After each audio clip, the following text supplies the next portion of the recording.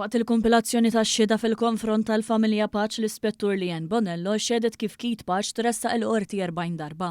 Għandu madwar 10 proprjetajiet mikrijin fismu anke jekk qatt ma kellu impjieg fiss u rċieva l-benefiċċji soċjali. Intqal li Paċ ukoll għandu 7 titfal irreġistrati fuqu bil-possibilità ta' oħrajn fejn mhux rikonoxxut b'mod uffiċjali.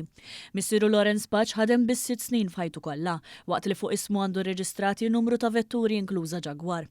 Ommu Emanuela avolja m'għandix liċenzja tas-sewqan għandha 16 il-karozza wkoll fuqha fosthom Corvette. L-ispettur semmi diversi rapporti minn vittmi li allegaw li Paċ kien isellef il-flus blużura u każi fejn ħataf proprjetajiet li ma kinux tiegħu billi biddel is-serraturi tagħhom.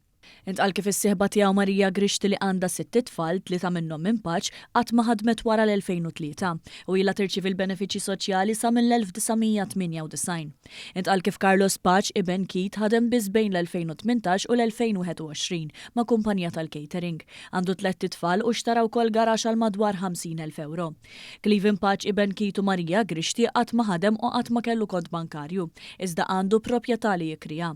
Jirriżultaw li l-pulizija fl-investigazzjoni tagħhom ikkonfiskaw diversi vetturi, jet-ski, amara antika, ċekkijiet u anke dokumenti, fosthom kuntratti u noti miktubin blidejn li allegatament juru li Kit Paċ kien isellef il-flus blużura. Iżjed minn 120,000 euro fi flus kontanti f'pakketti ta' 500 euro il-wieħed instabu mifruxin mar-residenzi u anke moħbijin, bħal fis-sufan jew wara fireplace. Fil-qorti ħareġ ukoll kif il-pulizija sabet ukoll diversi annimali fil-proprjetajiet tal-familja, fosthom żewġ ċadini li kienu qed jinżammu illegalment. Fil-waqt li fuq bejt instabu tiġiġu ħamim 8 pappagalli u saħansitra żiemel żgħir. L-akkużati kollha qed iwieġbu mhux ħatja għall-akkużi miġjuba kontrihom. Il-qorti tal-appell naqset b'6 xhur ħabs il-pjena li kienet ingħatat lil Tyson Buġejja ta' 30 sena dwar vjolenza domestika fuq l-eks sieħba tiegħu u bintu.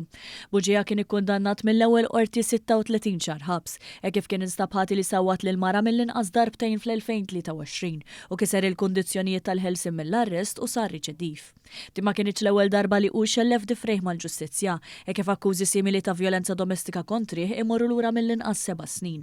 Il-qorti tal-appell li preseduta mill-imħallef Natasha Galja Xiberras qalet li l-verżjoni tal-vittma li rakkontat kif ta' daqqiet ta' pom f'ġisimha kollu daqs li kieku kienet raġel xorta baqa' dejjem konsistenti. Dan ġie konfermat ukoll b'ċertifikati mediċi tal-ġrieħi li soffrit. Minkejja dan brabta ma' inċident partikolari li wkoll wassala biex tirrapportah lill-pulizija u fih Buġejja allegatament teddida li joqtolha waqt li beda jżomm sikkina tal-ħobs wara daru, il-qorti qalet li l-ġrieħi ma kinux jaqblu mad-deskrizzjoni ta' dak li seta' seħħ. Iċċarat li dan jista' jagħti il-każ minħabba inċidenti oħrajn ta' vjolenza li l-mara ġarbet fil-jiem ta' qabel minn terzi, u għalhekk ma tistax tgħid b'ċertezza li l-ġrieħi deskritti fiċ-ċertifikat saru minn Buġejja. Għal din ir-raġuni l-qorti tal-appell ħelsitu mit-tieni akkuża u naqsitlu 6 xhur ħabs.